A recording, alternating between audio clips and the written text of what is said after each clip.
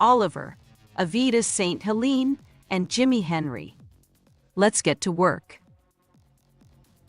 Welcome to Caribbean American News Media, the news you report. Welcome to Caribbean With Garfield American News Oliver, Media, Avita a St. podcast where we Helene, delve into and Jimmy unexplored Henry. territories of thought and discussion. Let's get to work. Join us as we journey through a diverse array Welcome of to topics, Caribbean. challenging norms, and exploring new ideas.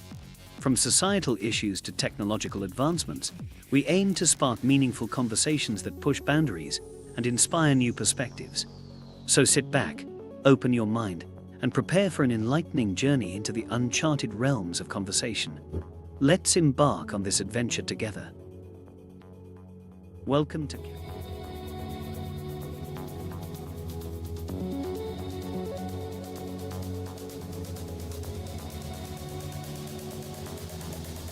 Over the past 5 years, every single decision we have taken has been to fertilize prosperity for today and to sow the seeds of progress for our nation 10 years from now. Every budget we delivered, every investment we attracted, every infrastructural project we approved, and those we re-engineered, our St. Lucia. The United Workers' Party. Let's keep working. All right. Special good night to all our listeners on the platform here at Caribbean American News Media. Yes, my friends, greetings to you. Our co-host, she's on her way home from studio there in St. Lucia, and she should be joining us shortly. But greetings, friends. Again, Happy New Year to all, and happy birthday to Allison Georges. Greetings to you. Happy birthday. We wish you all the best here from Caribbean American News Media. And to all those who are celebrating birthdays, special occasions, we are greeting you tonight. We are bigging you up, in other words. And also to the Henry family and the Texas caucus. We want to, again, convey our sympathies to you and your family. Folks, let's get to work. There's a lot for us to engage in tonight until our guests appear. Now, most of you would have heard of the Prime Minister's New Year's address. That was on Sunday, I believe, and you would have been outraged. Many of you are concerned, are confused with the address by the Prime Minister of St. Lucia. But I have a number of concerns that I documented on the address. And I would say, first of all, before we go into that,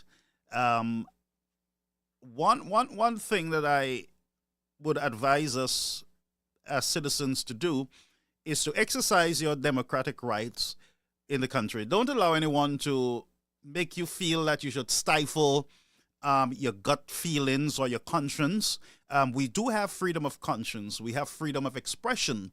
And do not be afraid to exercise those rights that was afforded to you by your constitution there in St. Lucia. You have every right to speak up. You have every right to engage. And that's why our policy is that we stay on the issues that are affecting you and your families. That's what we do on the platform here. We stay with the issues, and we have drowned out all of the noise around us, and we just focusing on these issues in the country. As I said to you, Michael, we are way behind when it comes to development in the nation, when it comes to the advancement of the agenda in the country. It is way behind. And I strongly believe, and folks will say, well, let's not go back. Yes, I will go back. We must go back. We must never forget. We must always be reminded of the rhetoric, the nastiness that took place even in 2024 and beyond. 2023, sorry, and 22, 23, even way back, you understand? And so we must always remind ourselves. So for me, when the Prime Minister asks for love in the country and everything else, as citizens, I understand the mood, as I said last night, is that you're skeptical. You want to watch and see what is going to be said in the House, what is going to be said on television, on radio. So you want peace and you want the unity in order to get the work done in the country. You want to put politics aside and you want to focus on development of the country. And I say to your friends, we are where we are today because of politicians. And we must never forget that. We are there with bad roads, on the development, no food security, and all the other things, bad health care. We are here because of government. We are here because of party. That's why we're here. Millions of dollars in wastage. We are still paying for some of those wastage in our government. But there is not much on the ground for us to say, look, we are proud of the monies that we have borrowed. We are proud of the debt because we can see what we've done with the monies borrowed. We have a hospital that we were promised that there was going to be a bidding process, and the money that was borrowed, we're going to finish the hospital. Now we are hearing that, yeah, we're going to finish 4 buildings by June, but we have not heard of any contract or any tendering process. We have not heard of somebody being awarded anything. You have not heard it. And that's why people are skeptical when political people make promises or make statements to the citizens of the country. People are skeptical, rightfully so. Because they say one thing and you end up hearing something else. And the bad thing is that they don't come to you and say to you, well, we make a mistake, there's an error here, and this is the corrective course that we're taking, blah, blah, blah. We don't get that. We don't hear that. And so people are just left to speculate. Most of the times, people speculate in the nation. And in that speculating, sometimes it causes more confusion in the country. And I am standing behind the idea that we need national unity and togetherness in order to get the country where it needs to be. Our poor families, and I'm here for the poor families. That's why I'm here, for the poor families. Our poor families are saying to us that things are bad. Our government is saying things are good. Supporters of the party now say everything is good. But majority of right-thinking St. Lucians, they're saying, look, we're feeling this pinch and it's not easy. Now, in St. Vincent, what we saw is Ralph Gonsalves instituting a $50 minimum wage in the country from March, the 1st of March. They have been working on that for a while. Our government had 2.5 years. And what we got was a whole set of ungodly fights and nastiness in the country, in the nation. Hatred being injected into the bloodstream of the country. When all the efforts should have been placed on the minimum wage, livable wage, because we can no longer continue like this. Do you understand that there is a national crisis? There's an urgency in the country when it comes to poor families and working class people. Working class people are working, but they are poorer. They are working and they just cannot make it. They go to the job early in the morning, come back late at night, still cannot make it. And the solution, friends, would have been, look, let's work immediately on increasing the salaries of our workers. Let's try to increase. Let's put some things in place. Not a little handout. These people want to work. They don't want a government handout. They want to work. They don't want a $500 every elections. These are good citizens who just want to work. And they also want that when they go to the jobs, that they can go to the stores and they can buy food for their children. And that's a fact. That is real. That's all the citizens are asking, from government. Set the condition give us the right atmosphere, environment where we can do the rest. We will work. We will go out there. We will sweat. We will do what we have to do as a people to provide for our families. We don't want politicians promising us galvanize, promising us this and promising us that. And so these families go out. They go out. And guess what? They still can't make it. My guest is coming in a minute, all right? They're Good evening, catching Sister. the hell. They're catching hell.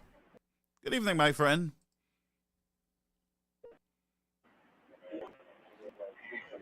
Yes, my friends. Welcome. Good evening. Yes. I was just on a rant. You came in just in time. My honorable sister. I know you were busy all day and you had to be rushing from one studio to the other. Boy, and what really held me back is that a truck, one of those, these trailer trucks, Yeah. the part by Castries Comprehensive on the roundabout there, the truck came down from the top on the slope and came, I don't know if the brake was on, but it came off the slope, so they're trying to get it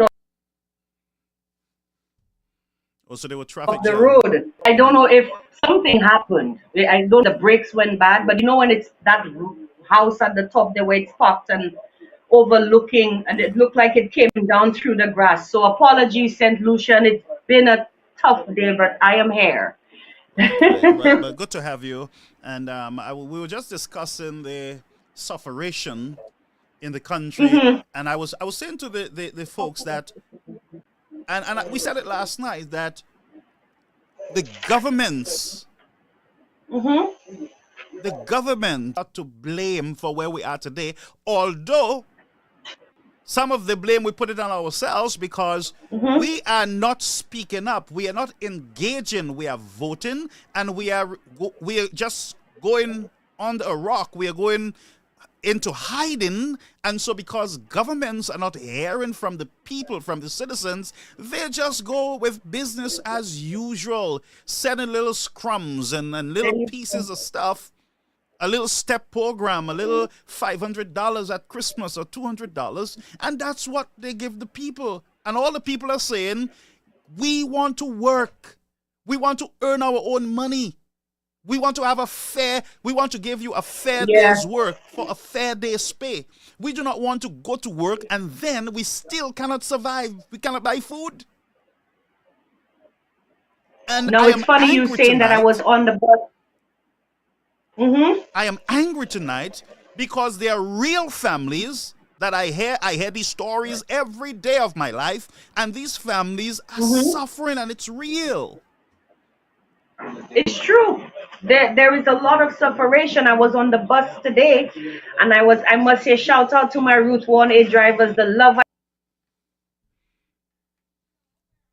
I get. Let me tell you, you heard from the drivers, you heard from the people. Of the general consensus on the bus for me today was, my lady, what's really going to happen?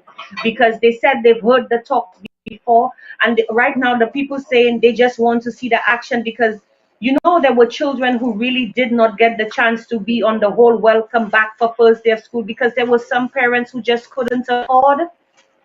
Not because of the fact that they had squandered the money, but it's just that after paying the bills and just doing the basic, there was nothing left. Wow. And then we talk about it, and I'm just saying, but to me, by the end of the year, this is something that it's a long time. This was something that was in the manifesto that said we were going to get it. So if we have gotten taxes increased, the cost of living has gone up. It's like things were done back to front. Because to me, you need the money for the cost in order to afford what the price increase. Yeah, yep. And that's what we see in St. Vincent now. The opposition in St. Vincent, Mr. Friday, is saying, look, the government is giving and they're taking from the people, because in St. Vincent, this year alone, there's going to be a number of increase in license fees, and a lot of increase. Airport taxes have gone up by $15 in St. Vincent this year. $15. What? The cost for a license. That's in US or EC? I believe it is EC. In EC, That's the tax that's incurred on the ticket. It appears on the ticket, yeah? it shows up on the ticket. So it's possible it could be US dollars because they quote everything in dollars for some strange reason these days. Yeah, because what I saw was a $15 But either way, increase. it's a massive increase. But what Ralph is doing is that he's saying, look, I'm going to put the minimum wage in place at $50.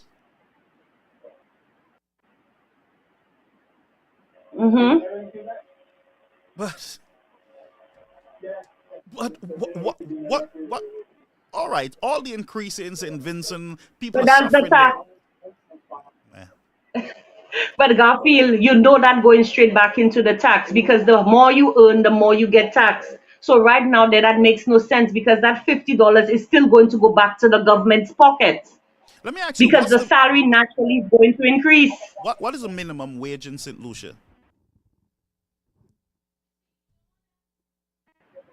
Some people, I don't know, but there's some people who told me they make something like $5 and something cents an hour. Some make $10. It all depends on the discretion of the employer. So it's hard to say.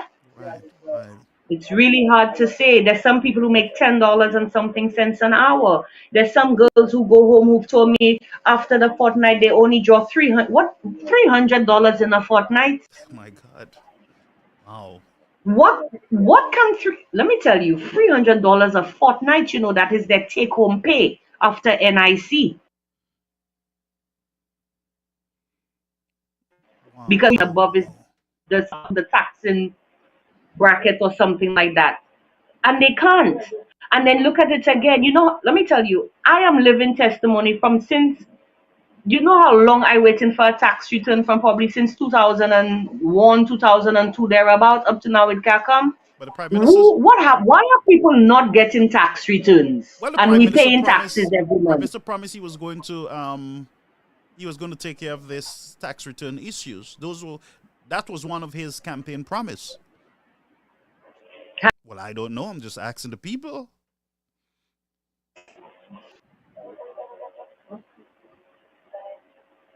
Hello? I'm Yes, not I'm hearing here. you, huh? Yes, I wasn't speaking. I was just Oh, okay. trying to get. I mean, Oh, the tax. But then again, it's possible it hasn't happened because I don't even know when the last we don't even hear about those tax amnesties. But then again, we're coming into the end of the fiscal, the financial year. So we're going to see. But then again, it ties in again. We, the people are so awakened right now. And today, now they are being more educated in terms of exactly what they are made aware of. And all the people right now want to see is just the action. yeah, Because what's the point of talking when today or tomorrow we still don't have the increase? You mean to tell me ramen, a pack of ramen is $5 and something cents inside of Marcy? Something that used to go for like $1 and something cents? Even cents at one point in time. That's right. And $5 you tell me for a pack of ramen?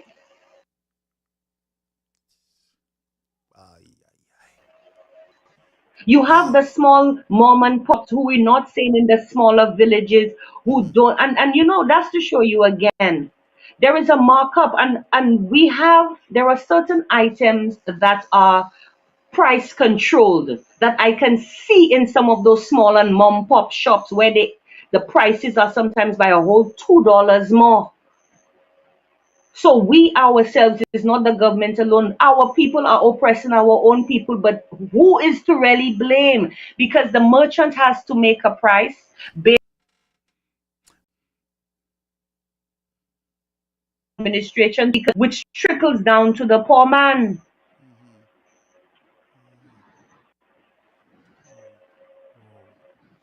Wow, wow, wow. How are people even?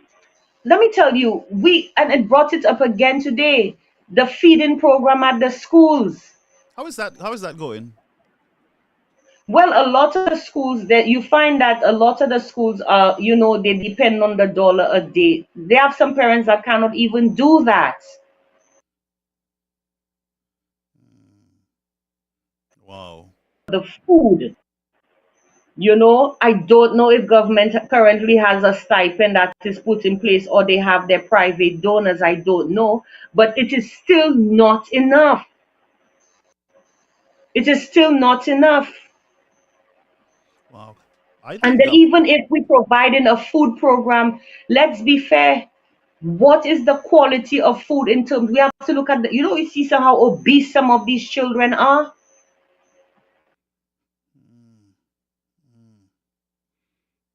Who is wow. in these foods to make sure that you are not just giving the children a healthy and nutritious meal, but something to make them want to eat? What are the conditions in terms of the way? Is the health department parting every now and again to ensure that the safety measures are in place? Because even if it's children you're feeding, we have a right to know what is going in our children's stomachs. That's just a fact. That's We just a have a fact. right. Sometimes sicknesses may come up, allergic reactions, we don't know. We need an accountability of everything. Not near is that nobody is being held accountable. Everybody's passing the buck on to somebody else, who will pass you on to somebody else.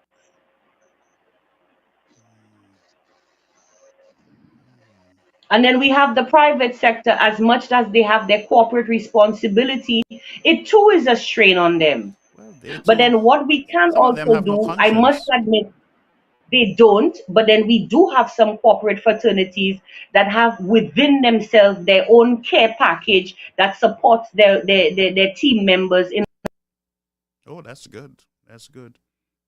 assisting with how are they going to be able to do it when you have the taxes, the cost? Because let's be honest, employers and these merchants and whatnot who are providing those services and those goods have lives and children to feed too. True. True. So either way, it's a domino effect of the entire, all how you look at it, we are all in a So crisis. it boils back to, again, our governments.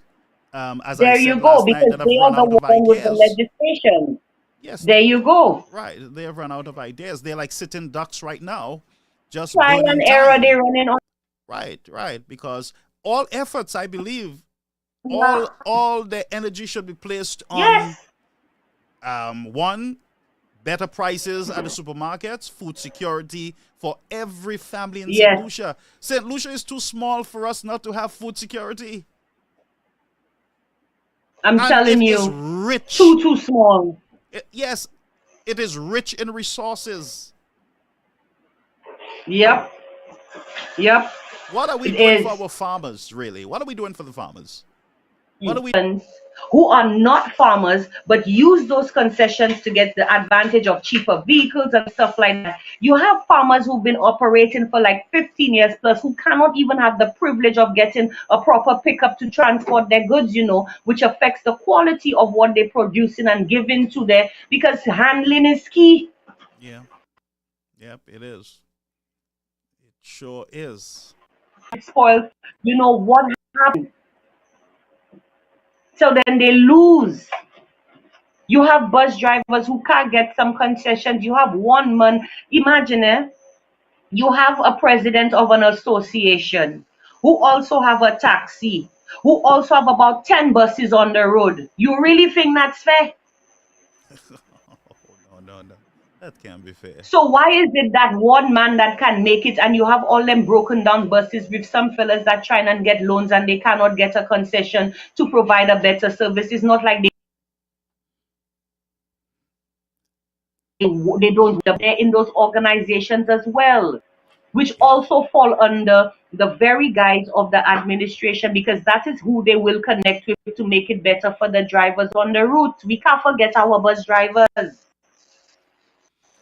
Wow, wow, wow. But we're not hearing much from bus drivers. You know, before we would hear a lot about their But parts they're and everything tired. else. They're You tired. think that they're And right tired? now they're so tired. People are just at the point where it's like, you know what? We just there to make our money, because they, it's been the same story has been spun. And I think it's sad, we're expecting, this miracle was coming. Hmm. Look at that landslide victory. For that landslide victory there, which means that there were people within the UWP who went and voted there.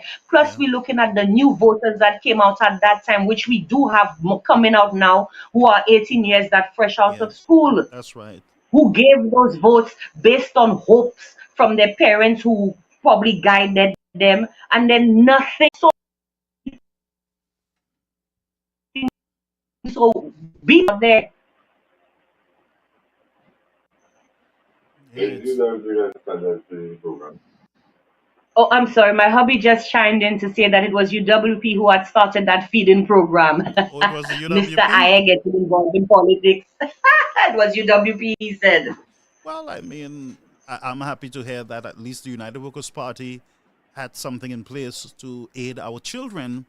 And So why most not countries continue? try to provide a hot meal at the school for the kids when they get there. Some children leave their homes without anything to eat, Yes, and so the school can actually, and that's to show you that government can do a lot to help its of course. citizens. There are subsidiaries. There are fundings put in place. Yeah. Let me tell you something. I met an individual Hmm. who held a position, and I said, why does city council people looking in that mess if y'all get them subsidiaries? Oh, as much as the allocations are there, you always know the politics involved. I say, so what's your purpose? Because Hmm. you are basically a representative of the That's people. right. That's right. I That's right. don't care Hmm. about if the fact that you took that means that you're concerned about the people. It was sad to see people with flip-flops pushing wheelbarrows. They don't have proper sanitation uniforms for our workers that cleaning up and making sure our streets look good for when the foreigners come off them cruise ships. Don't tell me the allocations were that bad, because the barrows they're from since 1900. Where is that money going? Where did it go, I should say? Because it didn't go into the people. They don't have uniforms. They have slippers Slippers. on feet. Mm-hmm. So, Garfield, we can sit and we can bring up the questions, because the questions are, let me tell you, the people are tired of asking these questions. And And we tired of the empty solutions, because let's be fair, Garfield, everything as much as COVID has impacted the world there, mm, and yes, the administration took over when they came, after the whole COVID situation. mm. They put their money where they.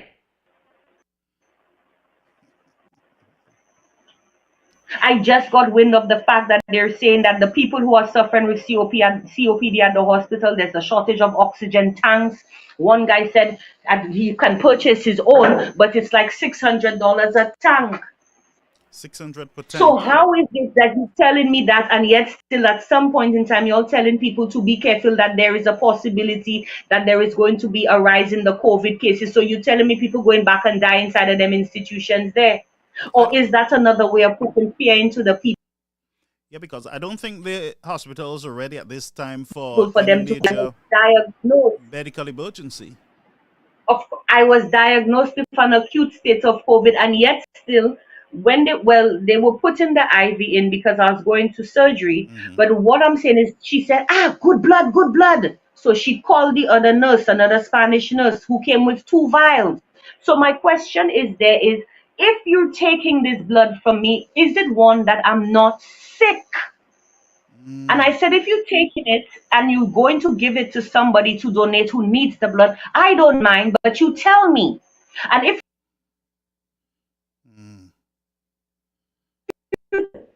you're telling me that I'm in an acute ward for a case where you tell me I am dying, which means you taking that to put that blood into somebody else. So what we now have to question what went on during that time with those people that were there in that health sector there and who with the COVID. I think our health. You realize COVID was a very easy way for a lot of malpractice in the medical system, unaccounted malpractice, because when you go inside of there, if you come out in a body bag, remember you were not allowed to touch your family member Just closed casket. or your loved one. Accountability. Yeah. And No accountability. the workers were basically burned out too, you know. These medical Of people were course. burned out, and that's why I will not that I'm going to say I will never forgive the St. Lucia Labour Party.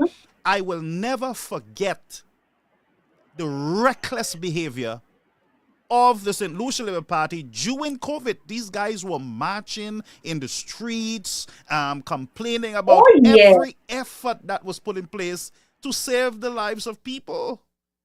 I will never forget that, my friend.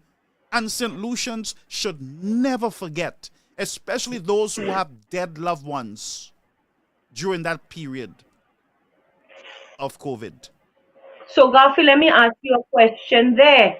Because that COVID situation they were protesting against for, and that was one of their key political, strategies, Yeah. and place fear into the people. Yeah. So why is it in other countries, what is like in St. Lucia alone that these people made it look as if it's we alone that had COVID? Did these people not see in the US? So you would know. Yeah. I more believe this whole COVID was fear. Fear. Well, it was real. We buried millions of people as a result So how of you it. taking I blood worked from through it. somebody with an acute stage of COVID, Garfield? Well, that They took blood, 2 vials of blood from me to donate to somebody who needed blood, but I'm on an acute ward for COVID. well, that's wrong. That's crazy. If that They what's wasn't going on even with doing this it step They properly. were program? not done properly. But like he's just saying, Hmm. with the STEP program there right now, after the people joined, the work was not done properly. Let me tell you something. The people cutting the grass by the road, they leaving it there, some in bags, some in piles. So You know, they're it doing just like what Guy Joseph said. They're cutting the grass behind the grass to put the grass. to put the grass. But I 40th mean, it's Independence, my father was honored right at Royalton, and it was Guy Joseph. Guy Joseph was the one that presented my father's award to me, and I tell him they cut the grass behind him must stop it, but we were laughing because it was so funny. that's Hey, let funny. me tell you, say one sit where you see Guy Joseph is a whole gangster by his little stuff. He's funny. I know he is. He is. He's He is. funny. He is, yeah, but he is. All right. So let me just go to Wayne Jewad. I have a clip from the briefing room, and that was on the 8th of this month, where the people of Ancillary, they were not seeing their representative. They were not hearing from him. They were not seeing him. The press were not seeing him either. And he came out with the perfect excuse why they were not seeing him. Let's listen to this clip. What was the excuse? Listen, here's it. Okay. And I'm here this morning to reassure them that all of those commitments that I made will be delivered. any questions from you, I'll be happy to take them before I rush off to cabinet to do the business of country. I think this question is not just for me, but also Yes. my media colleagues. Yes. We had not been seeing much of you Yes. in recent times. Yes. Was there any reason for that in particular, and what will we be seeing more of you in the future? Well, you see, I thought it was important, to be quite honest with you. It's a very significant ministry. I thought it was important, to be very honest with you, to concentrate on doing the best that I can there, to understand how the system works. It wasn't any deliberate attempt to avoid the media. I have no issue to avoid you. It's just I believe that I had to get my head down and get comfortable with the ministry that I'm meant to be functioning in.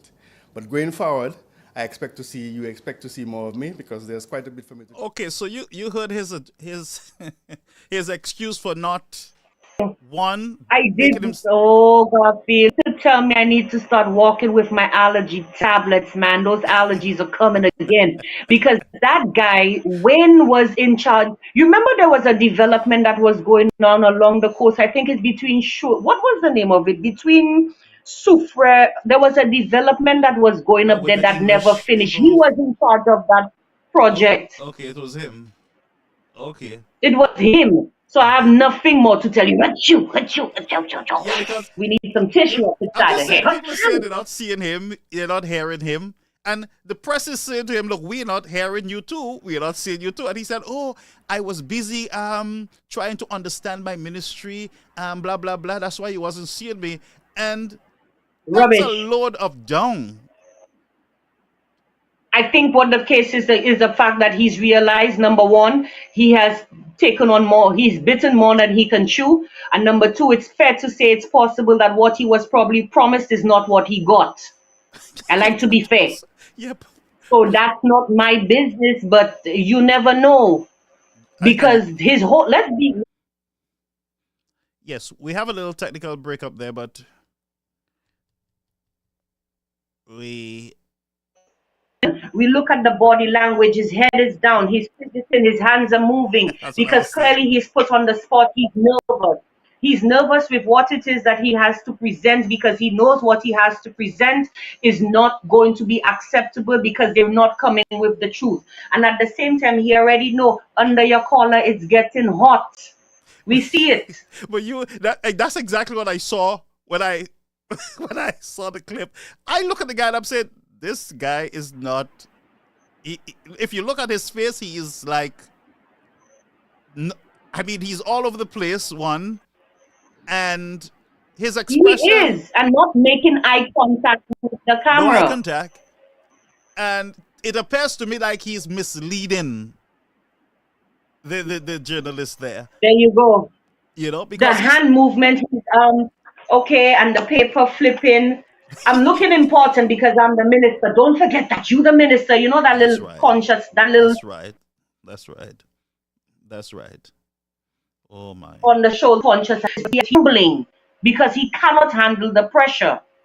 That there is a crumbled interview, and that right there is a wasted interview because he still has not answered the question. No, but all he's saying that he was working inside trying to learn his assignment. It took him 2.5 years to do that, by the way, to learn his assignment. And that's why So that's another gimmick for the next election, sympathy food. I know, but that Oh, is why Garfield, I nothing is think the happening. Lucians have run out of violin strings. My friend, nothing is happening because of this type of attitude. And the people accept it. The people in Canaries, I mean, they voted for him. They voted for him. And But here is the excuse. what I am was busy so at my office. Repeat. Yeah, because I was asking what was, if you knew what the core of his strategy, what was his real selling point to the people as a new face and whatnot to win that seat, if you know, have any idea? I have no idea, but I think he came in with the wave, and I am not sure that.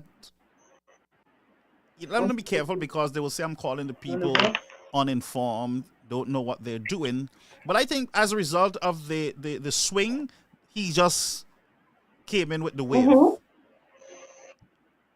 Yeah, and he did not win by much, you That know. interview, and we have to be honest to it. Them man putting that out on TV there comfortably, thinking that they're going to still sway the people. The people themselves putting that out, and the news station, it's news, they need the news. But when are our journalists going to be operating without a biasness and tell them, man, that what they're doing there, you haven't answered the question, That's but right. You to have to, come and yes. report that on TV as a Yep, journalist yep, and yep. competing with another corporate entity in the media house, guess what? You are no different than the man who's spewing this BS there, and then you are contributing to being our people being poorly educated, and at the same time too, did you go to in August that we just how you felt comfortable to put this out and not challenge this man on behalf of the person who answered the question? Because journalists are supposed to still be, in a sense, for the people, you know. Yeah, yeah, yep, yep, yep. But that one was, the truth is, that one was a shocker for me when I heard him with that excuse. Now let's go to the Prime Minister's for a minute. We won't stay long there. Happy New Year to you. I wish everyone divine blessings of good health, peace, love, happiness, and prosperity in 2024. As we end the festive season, the start of a new year gives us a cause for a moment of thoughtful reflection, resolution, and renewal. We must muster the courage to put aside petty differences, recognize what binds us together, show consideration for each other, and compassion for the less fortunate amongst us. St. Lucians are often described by others as a very friendly people. Our characteristic friendliness should not extend only to visitors, but to ourselves as well. Let us Let me just stop the Prime Minister But there. he don't even look like he convinced that what he reading there. Med didn't read that speech before he came on that night, but Yeah, he because, himself not even look like he's convinced. but guess what? But these are the same fellas who started cursing off investors, foreign investors in the country. They're the ones who created an environment where it appeared that they had no support. They called these foreign investors leeches on the St. Lucian people. They called them white. But is they open the avenue for them to come and leech? So now they said, oh, we should extend that courtesy to everybody. There was no courtesy from the beginning from the St. Lucia Labour Party. They were harsh on investors. They were, I mean, Sorry, I'm getting a little interference there. okay, you go Oopsie. ahead. Let me just play the rest of the clip. Go ahead, Mr. Prime Minister. resolve in 2024 to reach out to each other with a greater sense of charity, love, understanding, and friendship. We must recognize that working together as one nation, one people, with a common purpose is the only viable pathway for our country to attain inclusive, meaningful, and sustainable development. And but you know what? The Prime Minister is right that you got to come together in order to, I mean, to develop the nation. You got to We're come not, together and to you know what? meet the demands. It's true. He does have a point. But he's just reading. And you know, they're going to pull you up on that one again. This is the man in front of the thing. St. Lucia, it's a new year. How are we supposed? Did you see this man's whole aura in this interview? You not even excited about your own plan with what you're reading, and you expect St. Lucians to be excited about it. You're supposed to be like, Happy New Year, St. Lucia. It was indeed a hard year, but we are, where is the political hype back then on the platform? That's Because they right. don't have it, because there's none. There's Because none. this man, Wow. reading a script, reading from a script, but what he's reading is not corresponding with the spirit that is reading the script. That's right. That's right. That's right. He looked like he didn't even want to be there, Wow. as if like he just did it because he had to. But he looks tired too, you know. He looked tired. Of course, you have to be tired, eh? Being a prime If minister you, is the not easy Rasta too, you girl, know. still breathing, if the Rasta girl still breathing after all what they did, he have to be tired. Wow, wow. I mean, let's listen a little more. And embrace the uplifting spirit of unity as we work together to build a more equitable and inclusive society. As St. Lucians, our nurturers and mentors raised us to appreciate the value of speaking the truth. We were taught that truth is important because it forms the foundation for rational discourse, knowledge, and understanding. It is a cornerstone of good governance, credibility, and trust. Anything you want to say So on I'm that one? Truth. gonna say, why haven't I gotten justice? Why hasn't he not practiced what he preached when everybody attached to my situation is in the current administration, in holding offices within corporate St. Lucia? So again, we prove in contradiction. Again, we prove in corruption, because don't tell me if people in St. Vincent, Grenada, Trinidad have reached out to me surrounding my video to see if I get justice. Don't tell me in this little island he don't know in a small town we live, when they know to Well, people don't trust the legal call system. my mother. It's a convenient amnesia or convenient. Let me tell you this, and you know, Garfield, we dissect it for the people, but that's a wasted time for us to dissect it, because I'm telling you, his spirit is not in sync with what it is he's saying. This man is tired. The man is fed up. For it alone as if he's given up already, you know. But is I go give him that he have guts to still come on and do it, because let's be fair, Captain, the ship is sinking. I gotta find that song again. My song system is off. Captain, the sea rushing the kitty litter looking horrible like that. So you see the Which means ship you're touching, sinking. and you're touching for the wrong reason. Because if you were touching for the right reasons, you're supposed to look well. Philip Japet spent a lot of time campaigning after he won elections. That's his problem.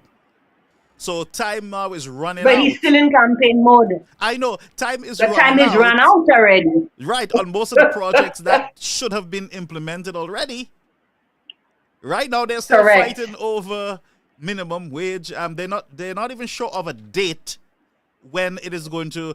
And a matter of fact, St. Lucians don't even have a date when St. Jude's Thank is you. going to be finished. There is no date for anything. Hello? Can you hear me? Hello? Oh, you lost feed? Uh-oh. I am hearing you. Okay, so she's going to come back in. Sister is going to come back in. She's having some serious internet issues over there. She'll be back. All right, let's go back to Mr. Prime Minister.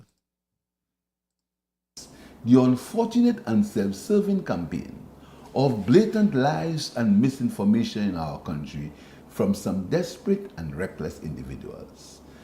These disingenuous activities can have serious implications for our country. Our government will continue to be the stewards of accountability and integrity in public life. The people of St. Lucia deserve nothing less from the government and from all those who present themselves for leadership positions of any kind in our beloved country. Wow, that's a lot right there, folks. You know, yes, I believe strongly that St. Lucians need to look at people that you elect, and I would tell you, whether UWP or SLP, don't just elect somebody because you like them or because they give you a $5 when you really need it. Those are not reasons to elect politicians in your country.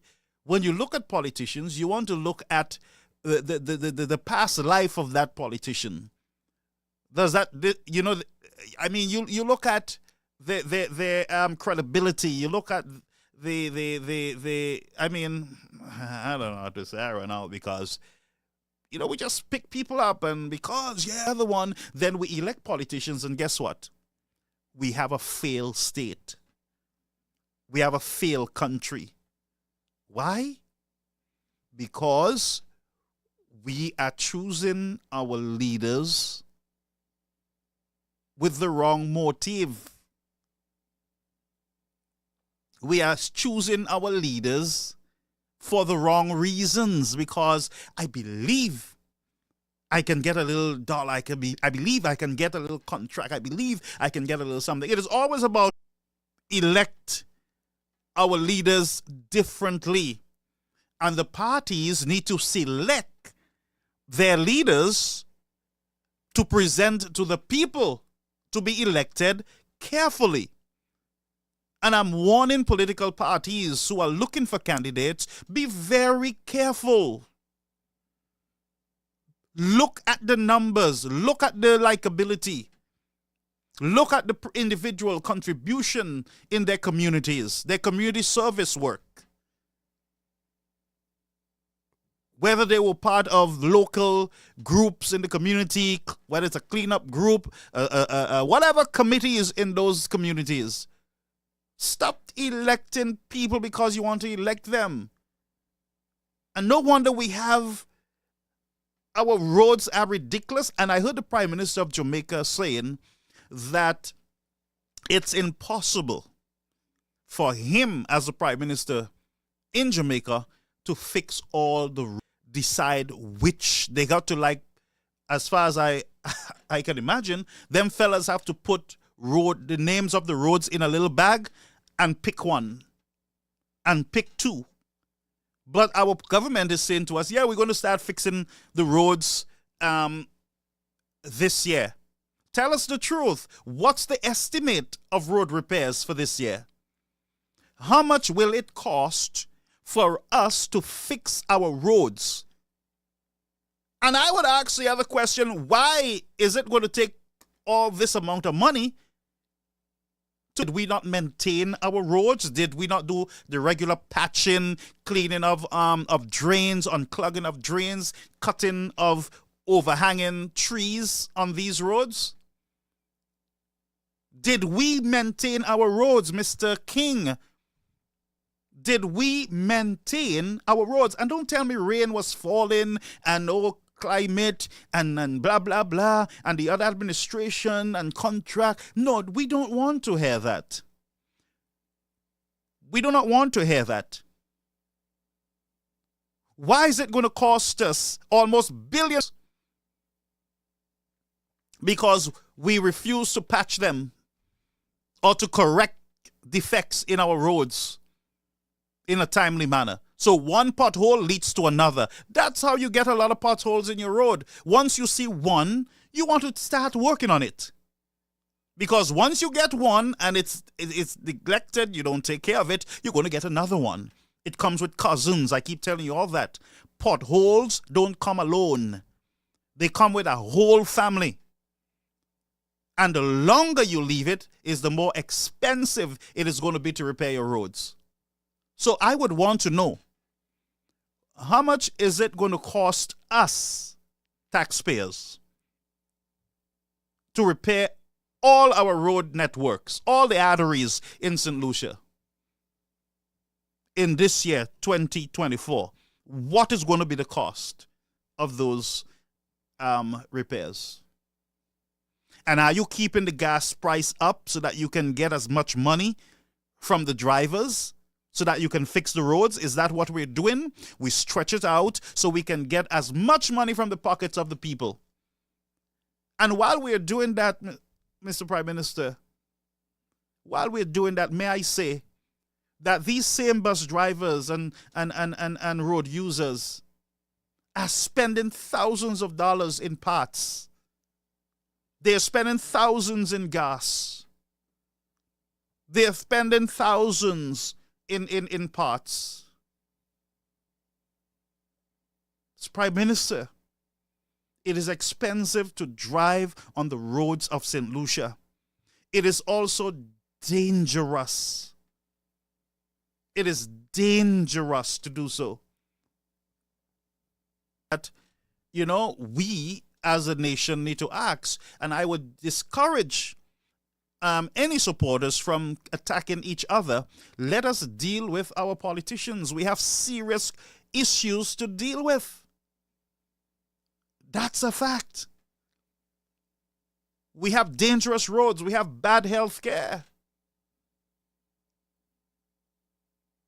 People are dying on the roads and they're dying at the hospital.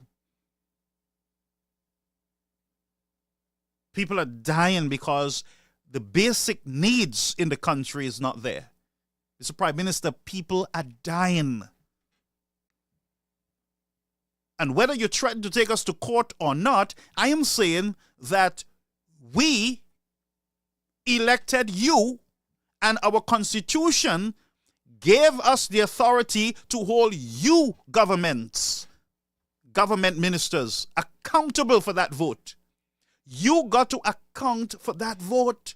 You got to account for the monies that we're paying you to work on our behalf. You also got to be held accountable for our families who get sick and can't get proper health care in the country. We hold our governments accountable for bad roads, for the food prices. People are shouting, well, food prices expensive everywhere. You shut your mouth. Governments must do all in their power to ensure that the citizens can have a decent meal at the end of the day. Government must do all in their power. Whether they got to travel and swing on a pole, whatever they have to do, governments must do it to ensure that its citizens have the basic necessities such as food, water, electricity, and I would even add Wi-Fi. But let me go back. Let's go back to to our Prime Minister. Position the economy on a solid path to sustain economic growth. Notwithstanding the impact and pressures of global inflation on our economy, 2023 has been a good year for our country. Okay, St. Lucians, I'm asking you. The Prime Minister is saying, and I'm speaking to our poor families, the Prime Minister is saying that 2003 was a good year. St. Lucians, I'm asking you, with bad roads, bad health care,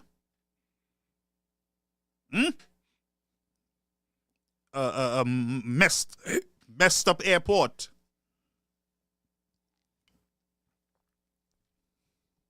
bullying, the nasty rhetoric, the attempt to throw the Honorable Chastney out of the house by any means. Was it a good year for you, St. Lucians? And that's the question I want to ask. I want to ask the ordinary man, not the bourgeois, and our government ministers. I want to ask the vendors at the arcade. I want to ask our farmers in the fields. I want to ask our fishermen. I want to ask our teachers, our nurses. Was 2023 a good year for you? Was it? Farmers? Was it? Come on, somebody answer me. Was it? Was it a good year?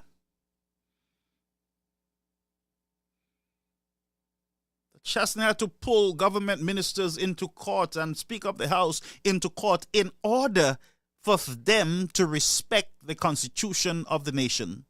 Was it a good year for justice? Was it a good year for many families who have to bury their loved ones? Was it a good year? Who got cancer, and our brothers who got cancer and died because they cannot afford basic treatments in the country. Was it a good year for these families who buried their loved ones? Was it a good year for those who are underpaid in the country? Was it? a good year? That's my question. But the government said it was a good year for St. Lucia. And I'm asking the poor families, was it a good year for you? I'm not asking the hacks, because the hacks will say, yeah, it was the best. It was better than all the years. It was the best we ever see under any government. Philip Chappelle is the best prime minister. Yeah, he will be there forever. That's not what we want. That's not. Remember our number one concern. It is our poor families. Let's listen again. Been stabilized post-pandemic, and according to the National Monetary Fund, the IMF, is projected to record economic growth in 2023. The results of 2021-2023 have shown that our fiscal policies are working well for the economy of St. Lucia. My government pursued an economic policy of economic... Hold. Let me just ask again. How is it working well and we cannot get our roads fixed? We could not have gotten the road fixed. How is it possible that it's not going to rain in 2024? How is it possible that it rained all 2023 so we could not get the road fixed? Was it that you did not have the money to fix it? Therefore, how was it a good year for road users? Again, it all boils down to our poor families. And I hope you appreciate what I'm saying. I'm not trying to be all negative here. I love to hear that, monies are coming in. My question is, where the money going? What's the priority of the government? And I want our priority to be our poor families. We got to help to lift them out of poverty. 2.5%. Was it a good year? It was a good year for the government. Oh, yes, you took 2.5% from the people. You took $16 at the pump all year from them. It must be a good year for government. You guys are killing it. So the question is, if the poor families are not feeling it, the bus drivers are not feeling it, the fishermen are not feeling it, the farmers are not feeling it, who is feeling it? It was a good year for who? And I think this is a fair question. But the problem in our society is that nobody wants to ask the questions. Nobody wants to question our government. Nobody wants to ask questions because people are afraid. No, you should not be afraid. You live in a free country. A country where the democracy is still in place. You, St. Lucian, I hope you understand this, that you have a right to petition your government. You have a right to hold government ministers accountable, responsible.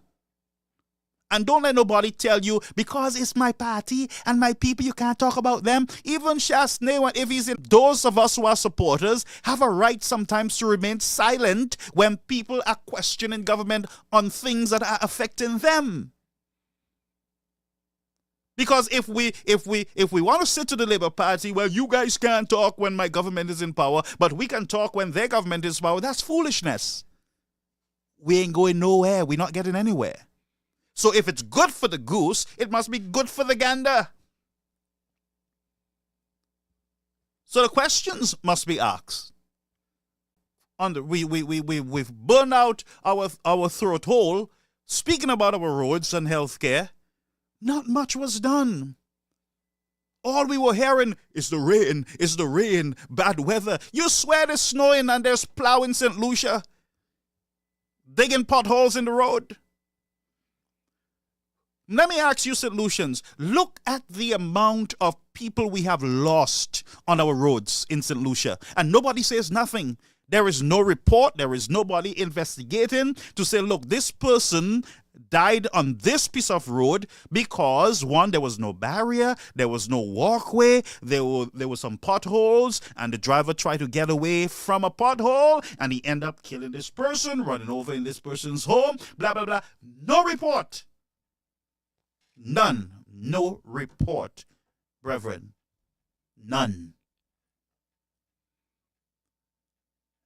And all we do is shout at each other when there are questions, important questions that need to be asked, that families would want to know. Why did I lost my husband? Why did I lose my son, my daughter on the roads? Why? Where are the investigators in St. Lucia? Where are they? And so the government get away. Mr. King, who's responsible for the road network, the safety of the road, sits in his office, get fat, waits for elections to come out and say, Shasne is above all this.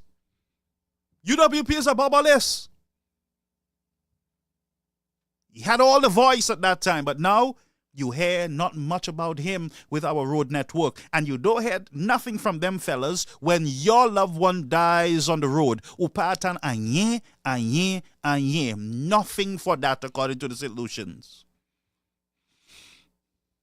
Gone are the days when you would see the rep, for instance, Guy Joseph, an accident in his community, you would see him on the road. You will see him there with the people. You can't see them fellas nowhere except a party or some bar or something. That's the only place. Nothing for that. Nothing, huh? You know what we say? Leave my government alone. Leave my government alone. We in power. No, you're not in power. The people is in power.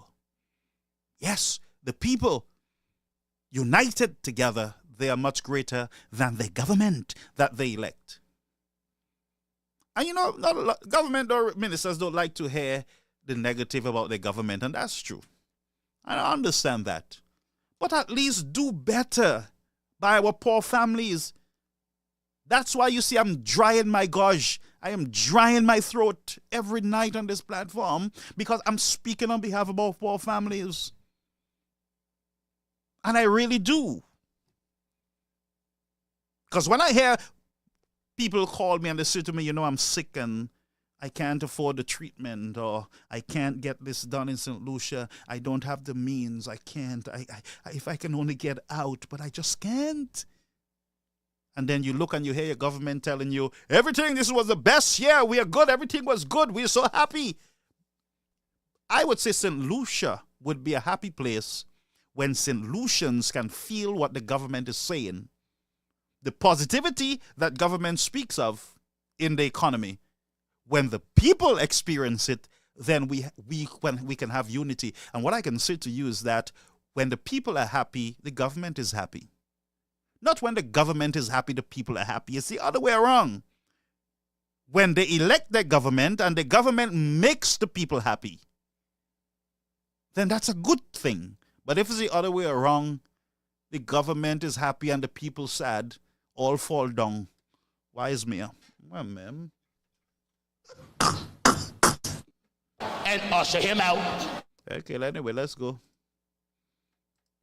Growth stimulation and citizen empowerment, which reversed the downward trends of 2018 to 2020. And registered.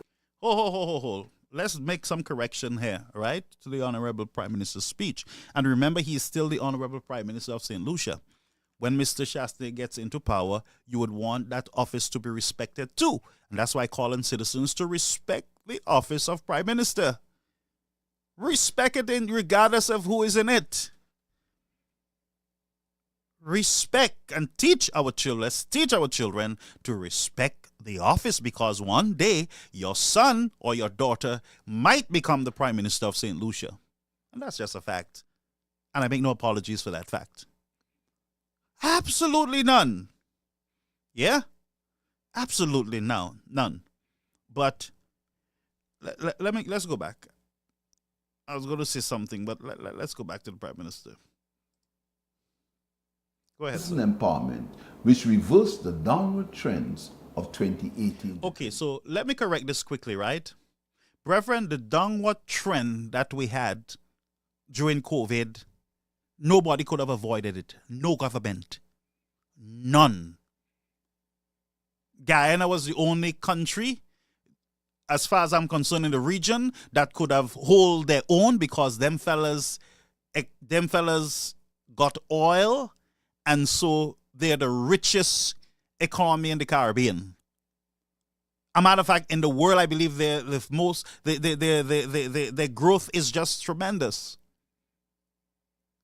So we're going to move Guyana out of it, but all countries in the region. Guess why, Mr. Prime Minister, St. Louis closed?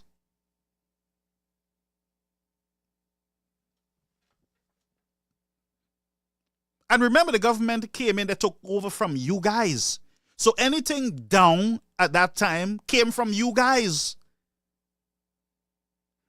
I mean, 2016, right? Let's do the math. Shasney came in 2015.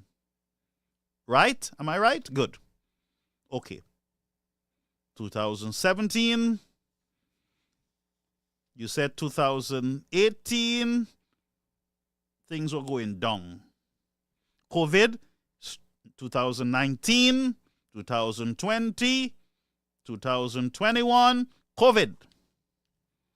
St. Lucians, time for to wake up and stop. Last Simigwin, monsieur. Time to wake up and use your brain. God give you a brain. You have a brain in your head. Stop allowing myself and others to impeck you and to bamboozle yourself out. Think for yourself.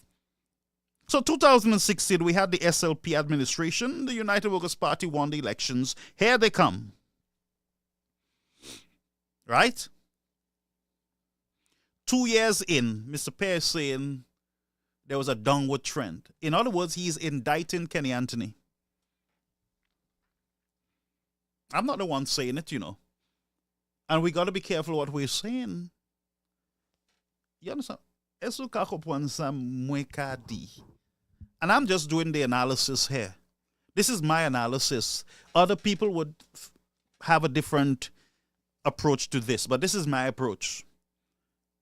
Your government was in power before, sir. If you handed over a good economy and everything was nice, think about it. By 2017, 18, everything mash up. Let's talk, brethren. So you mean the government, the new government coming in under Alan Chasney was responsible for the development within 2016 and 17? I'm just asking. I am just asking because you said by downward trend. Brethren, I want you to reason. Use your cerveau and reason carefully. Even Jesus says, come let us reason together. Anu pale, anu cause. Let us talk. Forget about all the emotion and excitement. Slow it down and let's talk. All fall down. The country shut down. Close. No money coming in. Nothing happening. Dead space. Nothing. No activities. Country shut down. So, taking over a bad economy, the Alan Chasney administration was able to keep St. Lucia floating. By the time COVID, they were able to keep it for 3 years, for 2 years, keep it together. When you guys came in, you got a recovering country. You got a country that was ready to burst at the steam because anytime you take off something and you open it, then you're going to have a lot of activities, of course. I am not an economist. But I would think when I open my pipe, I would expect a whole set of water to come out. Yeah? My pressure cooker, I close it down, that when I open the valve, that pressure is going to burst pipe. So I was expecting, sir, that once we were able to open the country, and that's what our challenge was, opening the country, and Mr. Shasta said, look, we got to start living with COVID. We got to coexist with it. We got to learn how to save lives and livelihood at the same time. We got to start training ourselves, basically, because it is something new. We got to start adjusting to moving with COVID among us.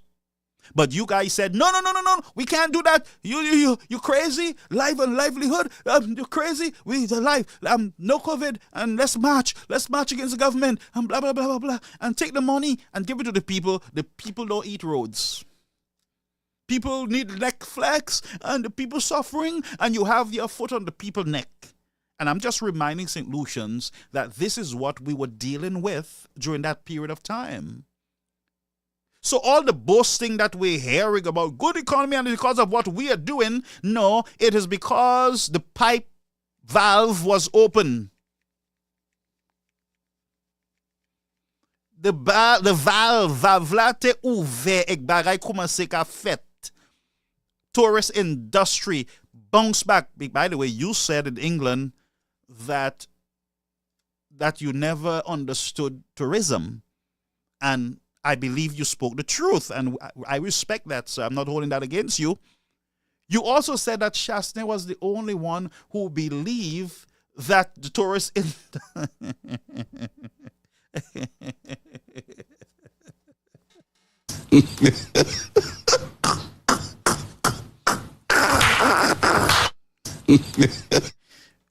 You said Shastney was the only man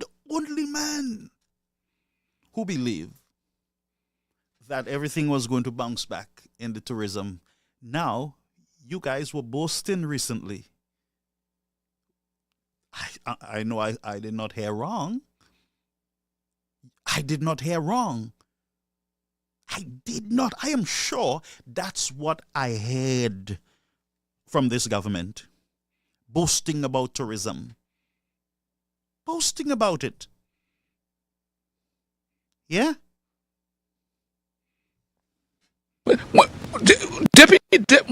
Mwen pas sa pou maji beti sa.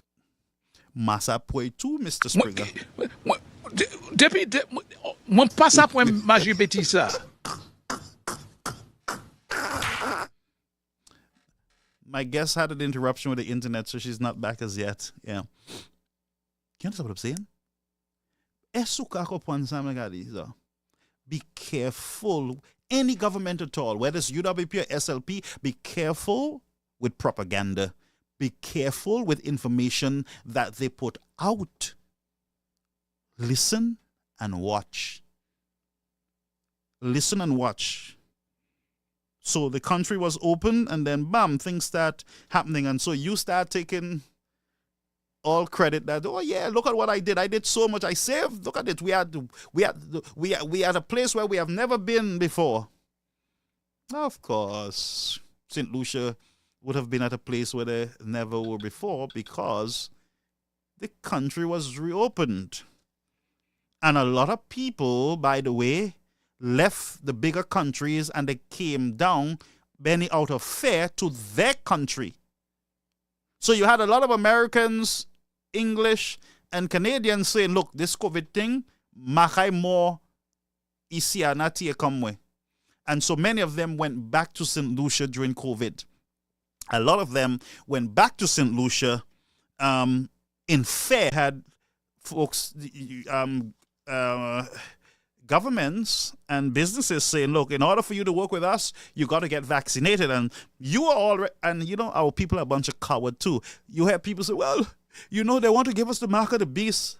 And by the way, you Christian people, You don't even know your Bible. You call yourself Christians. Mark of the beast is a chip in your hand. Mark of the beast is an injection. What nonsense you talking about? The amount of mark of the beast that I took when I was small, they used to take me from the school to the hospital to give me injection, and I used to scream like a little rabbit because I'm afraid of injections. And I never got the mark of the beast. And when I had to get my green card and all them things, they ask you if you had this vaccine and if you had that one, and guess what? You had to go get it. Do you have the measles vaccine and this and that? Many of you joyful and get your mark of the beast. Christians are not. That's why I say to you, you all must inform yourself, be educated, read. Some of you don't read not even the toilet paper package. You don't read nothing. So you don't know nothing because you don't read nothing. And the Bible says that my people are destroyed for lack of knowledge. So all of them think they're going to get the mark of the beast through the vaccine. Ek yo te pe. This Labour Party a te pe. Se ministers la. Kila. Right now, yo te pe. Yo te pe. Mwen di ki ka do. They tell Chasney go first, we'll come after. So if Chasney turned into a monster when he took the jab, dancer, you're the guy who kite synthesis. But alright, yo. Anyway, let me go back to the thing. Where is me? Depuis, mwen pas apwen maji beti sa. Depuis, mwen pas apwen maji beti sa. Ma apoy no, please. That's why I read for myself. Study up. And that's why I said to my church, you cannot get no mark of the beast in no vaccine. The mark of the beast is a conscious decision either to serve Christ or to serve the devil. It's a decision, a conscious decision that every man must make. Nobody going to take no mark of the beast accidentally. You're going to drink the mark of the beast. You're going to sleep with the mark of the beast. The mark of the beast is not a woman. Anyway, some of you too cartoonish. You all watch too much Flintstone and Bugs Bunny and Daffy Duck. So you all acting just like Daffy Duck and Flintstone. My man, why is me? Anyway, Mr. Prime Minister, I just interrupt you, but go ahead. Registered positive growth in 2021 to 2023. We recognize that financial responsibility. Hold. The Prime Minister again is boasting of positive growth 2021. So imagine, the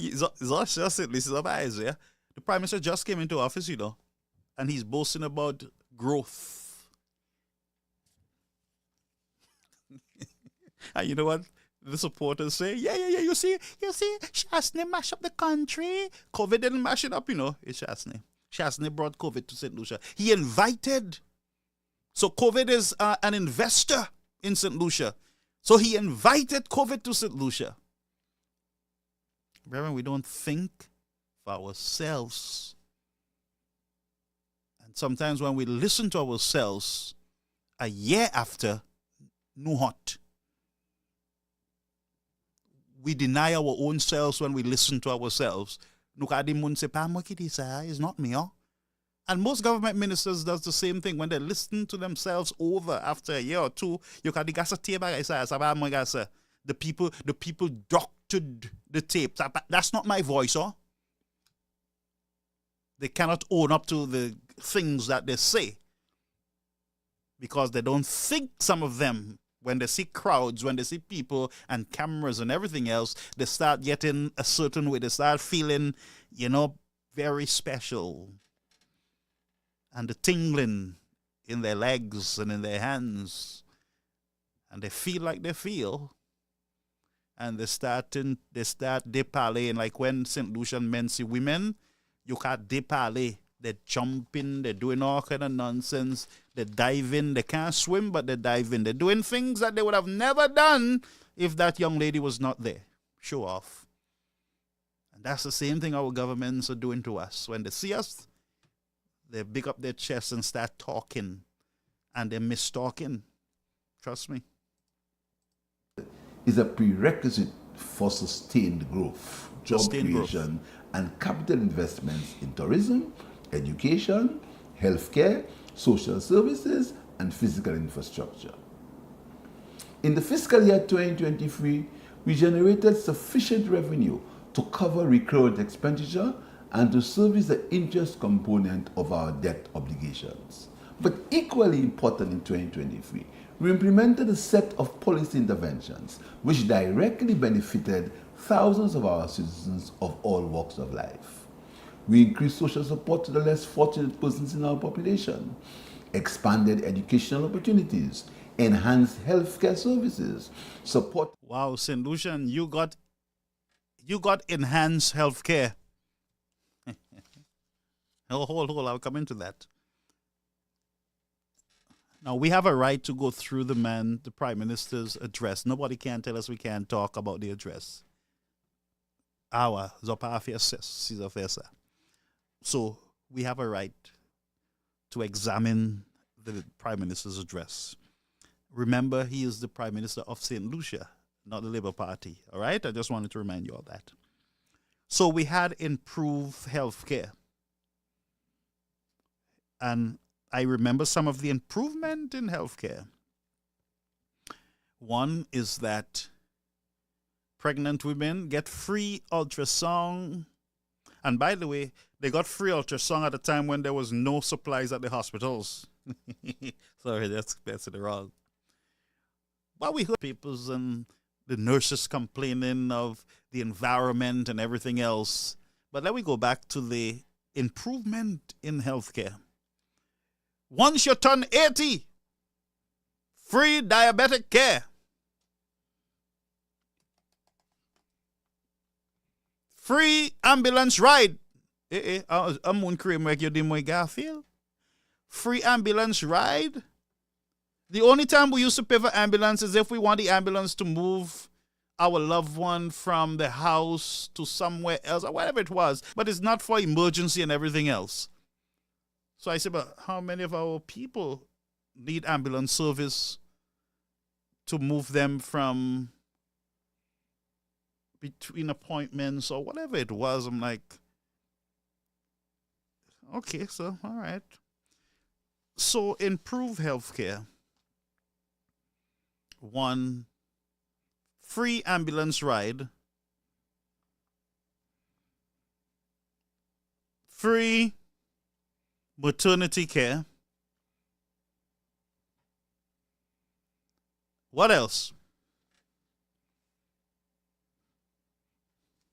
What else y'all got, St. Lucians? No medicine.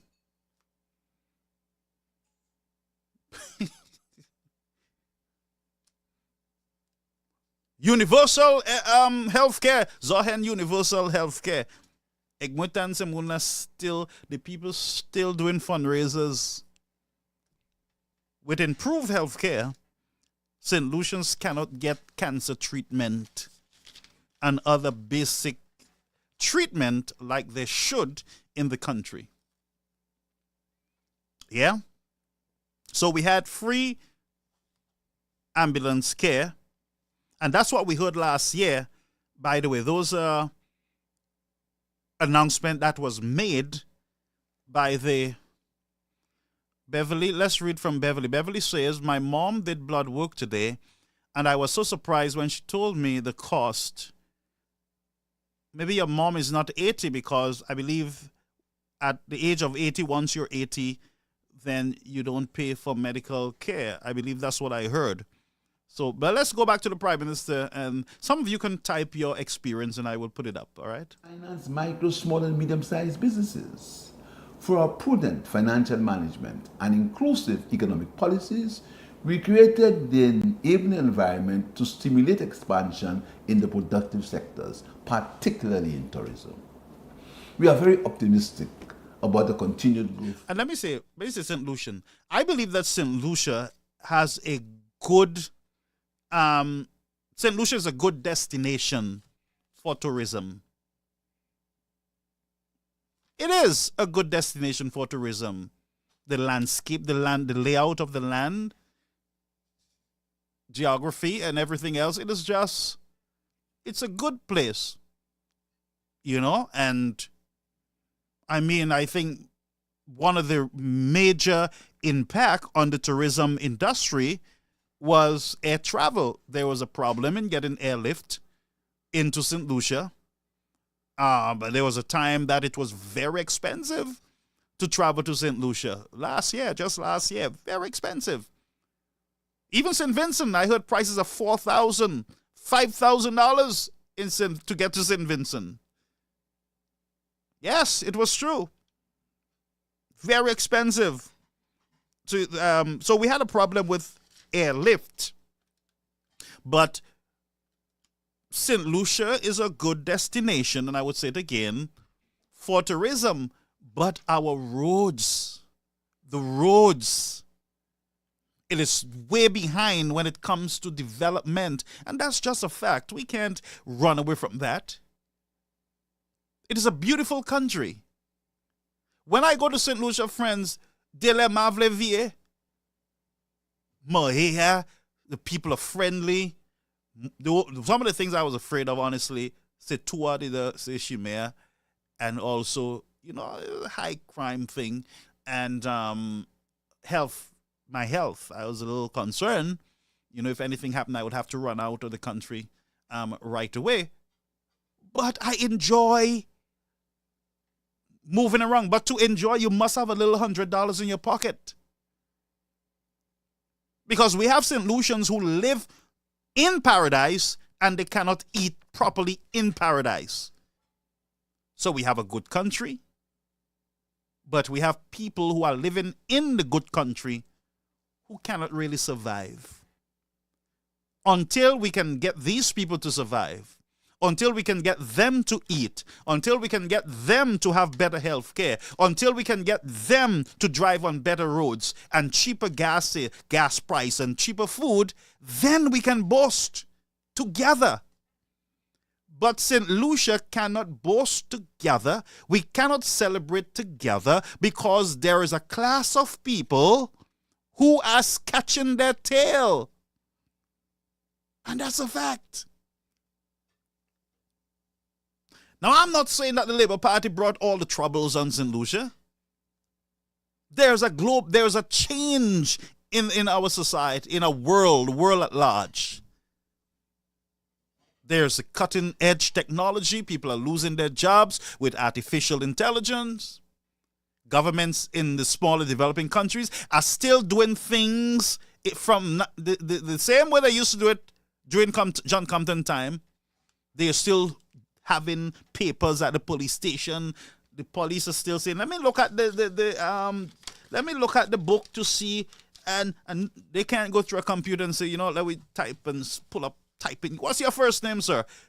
Oh, yeah. It's Officer John took your report, and let me just, he's working on it, and blah, blah, blah. No, you got to wait until Officer John gets back to work from his 2 days off, or whether he's on vacation in Canada or somewhere. You have to wait until Officer John gets back to St. Lucia in order for you to get information on your case. So if the officer takes your report and he goes on vacation, all fall down. Because every time I call and I ask the police, give me a report, give me an update, Officer John is not in today. He's in court. He's down the road. Notes and see what's going on. Well, he's the one, we don't know. We don't know. Police. When you should say to me, hold on, sir, what's your name? Date of birth, you type it in, blah, blah, blah, blah, blah, blah. You say, oh, yes, you reported this yesterday. Yes. He spoke to the witness, or he's doing this and that, blah, blah, blah, blah, blah. And, you give the citizens proper representation. Give them good service. Until we can do that, my friends, all our boasting in tourism and in everything else, it don't mean much. And that's true. It don't mean much. Once our poor families can be impacted by our policies, then nous commençons à faire sens. However, we must proceed with caution as there are some downside risks. The most recent United Nations World Economic Situation prospects for 2024 states that, and I quote, last year's stronger than expected GDP growth marked short-term risk and structural vulnerabilities in the world economy. Understand and say it in patois, because when you talk about, friends, growth and everything else, then you want to talk about sustainability. Can you sustain the growth? Is it artificial growth? I mean, I'm not an economist. I'm just using my little brain that God has given to me. But then what he's saying here, that we got to be careful. Hold a minute. Let's listen to Prime Minister again. I don't want to misquote him. Economy. End of quote. The UN's flagship economic report predicts tighter credit conditions and higher borrowing costs. Okay. Now, there you have it. Higher borrowing cost. So, they're predicting that the cost of borrowing in 2024 is going to go up. Ikai mute, of course. Yeah? So therefore, if we have borrowed, the government did do some heavy borrowing, and that's the truth. Let's just settle on that. That the government, the St. Lucia Labour Party government, borrowed heavily for the past few years. I believe it's about $1 billion or so going. That's a lot of money. And the last set was about $200 million. That's with the St. Jude's discussion and the stadium discussion. The government will need loans going forward. It is very clear that the government will need a lot more loans. If they cannot get those loans, St. Lucians, you got to watch your bread. You know why? They will have to come into your pockets. They will have to come into your pockets with either taxes or other, whatever they call them, levy, in order to meet their, whatever it is, their shortfall. But these are serious times. And we do not want our governments to be forming the fool, playing around, fighting each other, and all these things. You got to focus, my friend, on how we can set our ship in place for this rocky ride ahead of us. This ain't no time for Shasney and time for this one to cuss off this one and that one, blah, blah, blah, and may poo in the house. No. Every minute and every hour should be spent on preparing for any storm, financial storm, that will hit the country. Because I will tell you who will take the first blow. It's going to be our poor families who are already catching their tail, who are already poor. They are the ones first that will take the blows. Because those of you up there, you are already settled. You already have your life jacket and everything in place. But these families can't even they can't even survive right now. So when you have high borrowing costs and the challenges out there globally, you're talking about shortage of supplies, interruptions in the Red Sea, Panama Canal, war in Israel and other parts of the world, rumors of war. Rumors of war do cause instability in our economy. Just the talk of war drives the stock market out of place. Just the talk, just a rumor of war. We are living solutions in very fragile and dangerous times. There is no room for error by our leaders in government. No room for error. No, sir. The necessary financial stability and growth milestones. In 2024, we will prioritize investments in infrastructure, housing development, seaport, airport, and road rehabilitation. Global Port Holdings. And you got to go to bed, but give me a few seconds again. So the Prime Minister is saying that GPH, remember the list of both Port Castries and Port Soufriere, there's a lease agreement between the government of St. Lucia and Global Port Holdings. The Prime Minister is now saying, and you see we're getting pieces and pieces of stuff, and so people speculate. You don't get the whole 30-year, for me, 30-year lease is like a giveaway. It's like you are going to touch that for a long time. All of you are going to die, and you ain't touching that.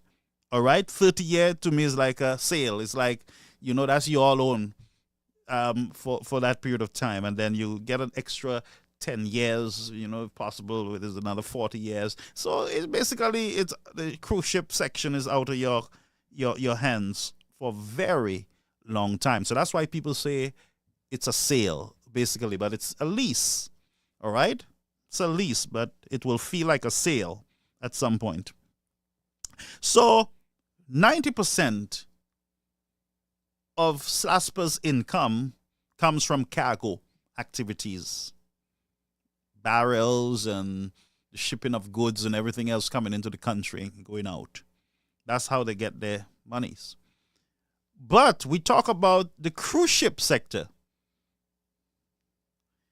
10% is going to be shared between GPH and whatever agencies that, the contract. We don't have contracts, so we don't know what's in it. So you have a sharing of 10% of SLASPA's income. Now, we would love to have figures so that we can figure out what this 90% is, what this 10% is. Because if I'm a businessman, I'm sharing 10% of the pie, but I'm investing a lot of monies. I'm paying off millions of dollars in your debt, and I'm putting in monies to develop the wharfs and everything else, management and everything. 10%. What is the 10%? And my question would have been to the government is, was there a problem with SLASPA? Was SLASPA incapable of developing the port in Castries, Vieux-Fort, and in Soufriere? Who are the leadership? What is the leadership there? Who are these people? These fellas don't have any vision? These guys are not, come on, for the life of me, if you are not in any major debt,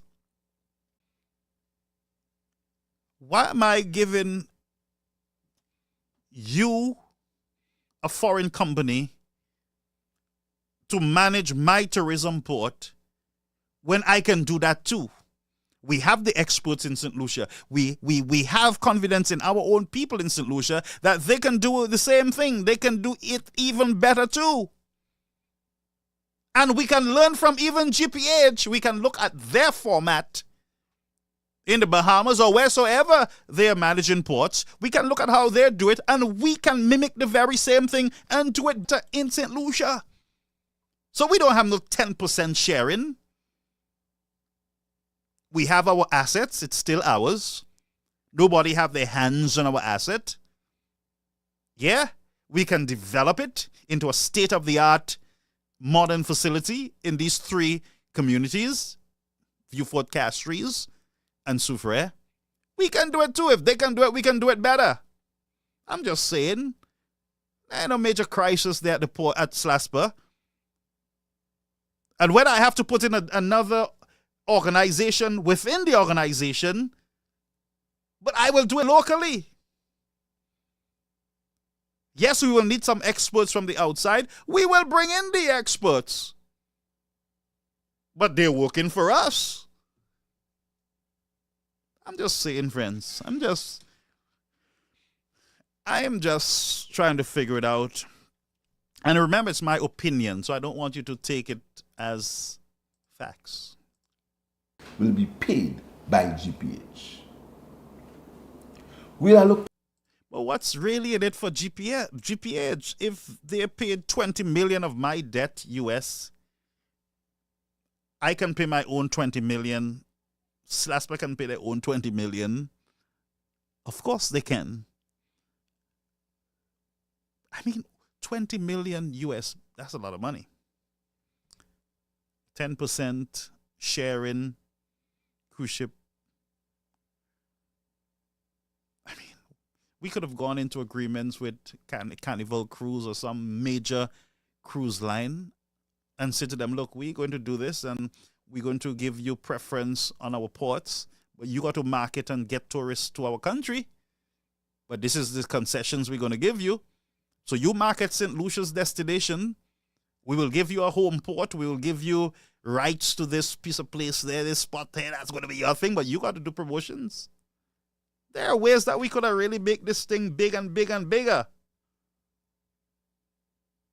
Viewfort could have bring in also millions of dollars in cruise ship, in cruise ship income. Yes, Viewfort. So you have both Castries and Viewfort bringing in the millions, and you're in a good position, man. You charge all our guests that come in environmental fees and everything else to sustain St. Lucia and to maintain our roads and our buildings. And where's the vision? But we got to close just now. I'm just talking here, friends. I don't know if I make sense. Significant technical and financial resources to road rehabilitation and construction. We will commence remedial work on roads island-wide, including the Castries-Grosley Highway. We expect significant progress on both lots of the Millennium Highway project, as progress on Lot 1 has so far been unsatisfactory. We expect major private and public investments in housing development, with a special focus on providing affordable housing for low and middle income earners, while paying special attention to public servants. Okay, so I guess the Prime Minister just placed some light on this condo thing. So right now they're catering for those with money. Housing. Remember, housing, really, we need proper housing for our poor families too. So what I heard was middle class, and there was another class that he mentioned. So the poorer families, I don't see how they're going to afford government housing. It's going to be those of you who are working for a certain amount of money, middle class. And I'm not even sure how much of a middle class we have now in St. Lucia. I'm sure that they have crossed over into the poor category based on how things are going. I'm not even sure the amount of middle class people we have in the country.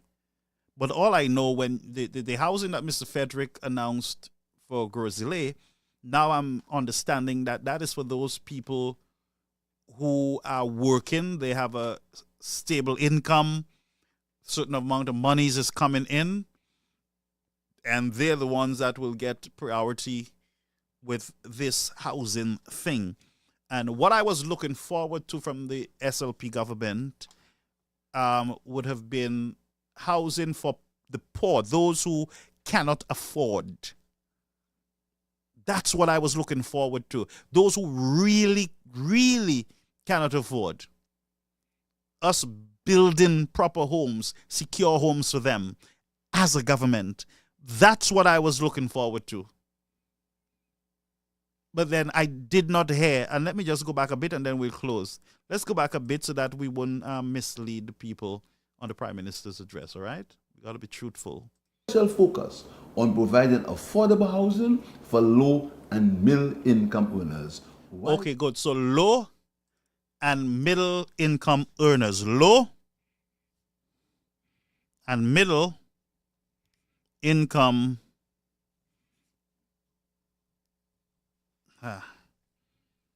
So what we will have to wait on the government to tell us before we actually get excited is low and the middle income. What's your idea as a government of low income? Is it somebody who's getting $1,000 a month, $600 a month, $800 a month? The government will have to clarify that for us. So we will wait on Mr. Frederick, who is the Minister of Housing, to guide us on the low income and middle class. What are the figures we're looking at? And it's something that I'm interested in, all right, on behalf of our poor families. To public servants. We'll start construction of the Hiranora International Airport Terminal building in a response. Okay, so they're going to start the Viewfort Airport. They're going to start it. That should have been way in advance. It started already. It was started under the Alan Chaste administration. So I am wondering, why are we starting it or re-beginning it again when it was already started?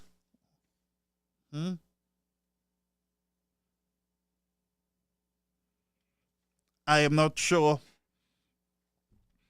what that means. So it means that the airport project was stopped. The project was stopped. So what we reported was the facts, that there was stoppage at the Hiranora Airport. And by the way, that airport honestly is the worst right now. Apart from Dominica, it's the worst, I believe, in the region. Work is continuing on the control tower building, and work on the runway, airfield, and ground lighting system will commence this year. Wow. We'll continue work on the construction of St. Jude Hospital to deliver a well-equipped hospital to the public. Work on 4 buildings are expected to be completed by June 2024. Work on the other buildings will commence shortly after. Okay, so we're going to end here. This is where I really wanted it to be. St. Jude's Hospital. Work. Ay, ay, ay.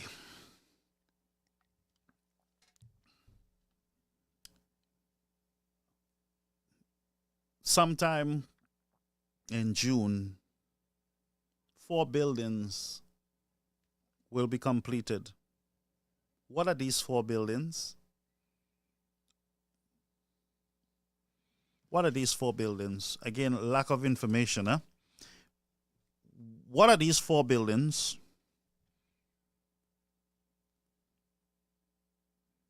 And shortly, what's the meaning of shortly? The others will be on the way. 4 buildings. My other question to the Prime Minister is, and this is concerning St. Jude, right? And my questions are sincere, from my heart, right? No games. 4 buildings. Was there a contract, or was there a bidding process, and was a contract awarded to a construction company for the finishing of these 4 buildings? Huh? I think this is a reasonable question, folks. The bidding process, that's what I'm asking about, bidding. You said that no contract, the last time we heard, no contract was issued to any company. And so there will be a bidding process. But if we're going to get 4 buildings, how many buildings are there needing to be complete? That's the question, the other question. How many of these buildings are there? This is 4. We heard that there were 20-something buildings. So is it 4 out of 20? We got to get more clarity on this whole St. Jude situation, because I think the people, you owe it to the people, Mr. Prime Minister, to give us a more transparent, a more clear picture of what is happening at St. Jude's. So my question would be, you said 4 buildings will be delivered by June. This is 4 out of what? 4 out of 10, 4 out of 5, 4 out of 15, 4 out of 20. What is it? Just let us know. And the question, my other question would be, these 4 buildings that you said will be completed by June, at what cost? At what cost? And the question again is, was a contract awarded to any company for the completion of the St. Jude's Hospital? Folks, I done for the night, all right? I am finished for the night, and I wish you, my viewers, sorry for the interruptions. I'm not sure what is happening here. This has never happened to us before with our internet disruption. And we want to apologize on behalf of our guest, our co-host, who were experiencing some issues with the internet. We'll have to try to get her better internet, better device down there. So we look forward to you supporting the program through the star system. Don't just listen, be part of the program. All right, we have mugs that are available. You go to Caribbean American News on Facebook, and those mugs are there. You can order them. You can pay with credit card. I'm not accepting cash. You go to the site, you send me a message with your email, and we will send you an invoice for the payment of your mugs, your Caribbean American News mug. All right? Good. So blessings to you folks. We appreciate you. Thank you for being here. This has been another Caribbean American News Media.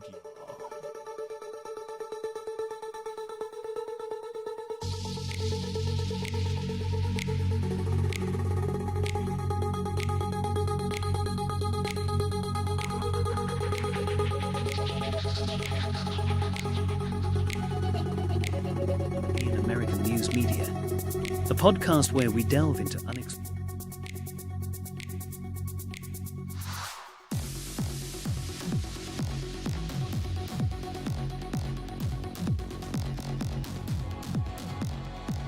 Territories of thought and discussion. Join us as we journey through a diverse array of topics, challenging norms, and exploring new ideas.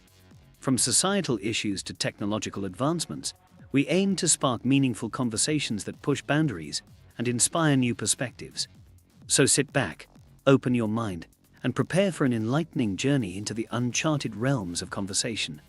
Let's embark. Over the past 5 years, every single decision we have taken has been to fertilize prosperity for today and to sow the seeds of progress for our nation 10 years from now. Every budget we delivered, every investment we attracted, every infrastructural project we approved, and those we re-engineered are meant for our children, our future, our St. Lucia. The United Workers' Party. Let's keep working.